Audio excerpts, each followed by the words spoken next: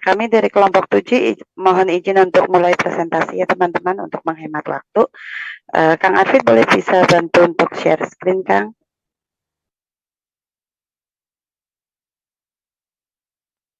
Ya, selamat sore teman-teman semua. Uh, Kelompok kami, kelompok 7, memilih untuk mengembangkan media kuisis sebagai media pembelajaran.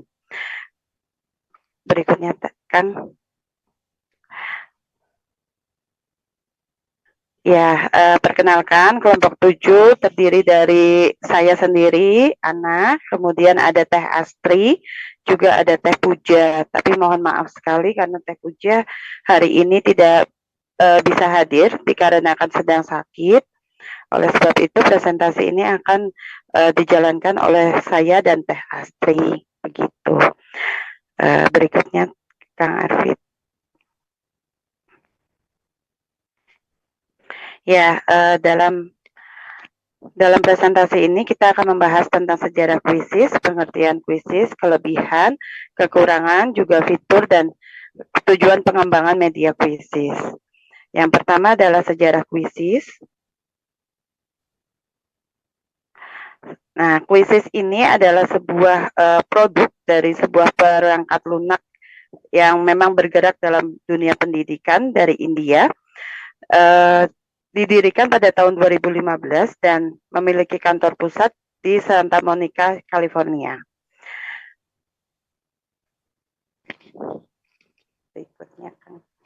Nah, kuisis ini merupakan aplikasi permainan pendidikan yang sifatnya naratif dan fleksibel.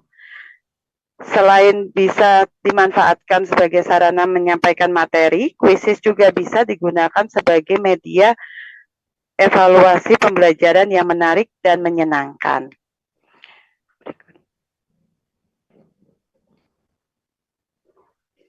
Nah, adapun kelebihan-kelebihan kuisis antara lain adalah mudah untuk membuat soal, kemudian perangkatnya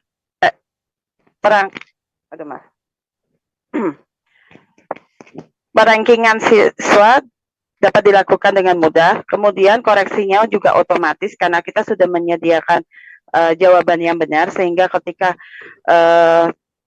siswa menjawab dari kuis yang kita berikan, maka akan otomatis keluar berapa benar dan berapa salah. Yang benar dan yang salah itu nomor berapa saja, seperti itu. Kemudian ada review pertanyaan juga. Jadi kalau misalnya siswa menjawab salah, maka akan ada review pertanyaan dan ada juga kesempatan untuk siswa bisa menjawab lebih dari satu kali, seperti itu.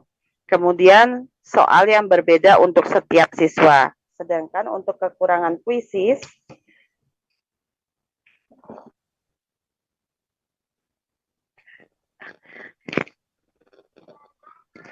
nah untuk kekurangan kuisis itu siswa dapat membuka tab baru. Dalam arti ketika mengerjakan kuis, siswa bisa mencari jawaban di tab yang baru begitu ya. Mungkin bisa sambil googling atau seperti misalnya membuka Google Classroom-nya, mungkin ada materi di sana, itu tidak akan terdeteksi seperti itu. Nah, kemudian yang kedua adalah susah dalam mengontrol siswa ketika membuka tab baru ya seperti tadi gitu. Kita nggak tahu apakah siswa itu membuka tab baru untuk mencari jawaban atau mungkin dia justru melakukan hal yang lain seperti itu. Nah, kemudian yang ketiga adalah siswa bisa jadi turun peringkat walaupun sudah mengerjakan karena masalah waktu. Jadi bisa saja sebagai contoh siswa A sudah selesai mengerjakan, dia dapat yang terbaik, tapi kemudian ada siswa lagi yang mengerjakan dan karena waktunya sudah lebih cepat atau sudah tertutup, jadi siswa yang tadinya ranking 1 rankingnya jadi turun begitu.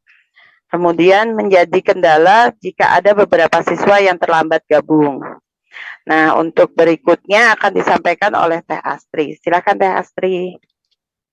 Makasih Bu Ana. Di sini ada fitur quizzes. Yang pertama ada pilihan ganda seperti mungkin A, B atau C kayak gitu ya. Terus ada kotak centang. Yang ketiga ada isi bagian yang kosong. Yang keempat ada pemilihan atau survei. Yang kelima dapat memasukkan gambar, video, teks, dan audio.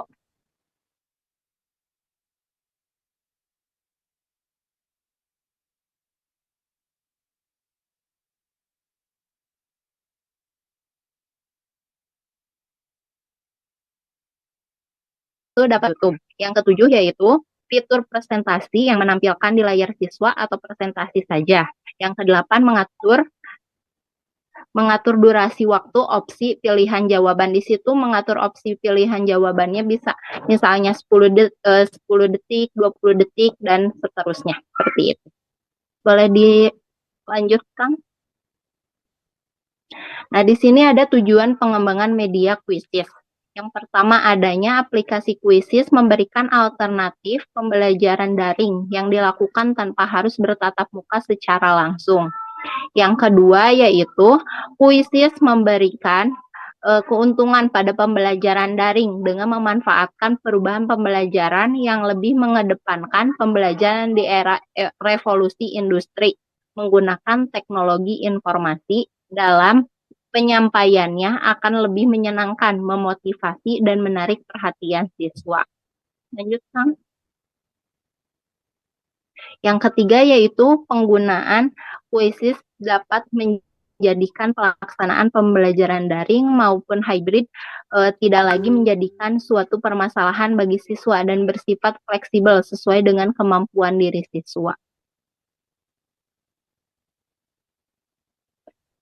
Di sini ada kesimpulannya yaitu Quizizz merupakan aplikasi permainan pendidikan yang sifatnya naratif dan fleksibel.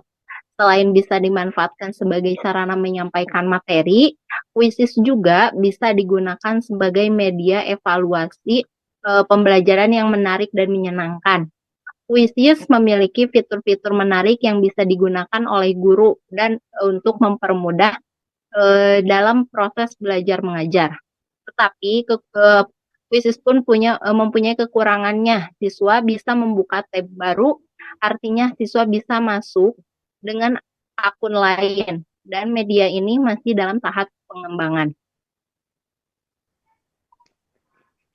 Nah, teman-teman, kalau mau mencoba untuk kuis dari Quizizz, kami sudah mengirimkan linknya di chat ya. Untuk menghemat waktu, kami kirimkan di chat sehingga teman-teman bisa memainkannya, bisa menggunakan link tersebut untuk mencoba permainan Quizizz. Terima kasih.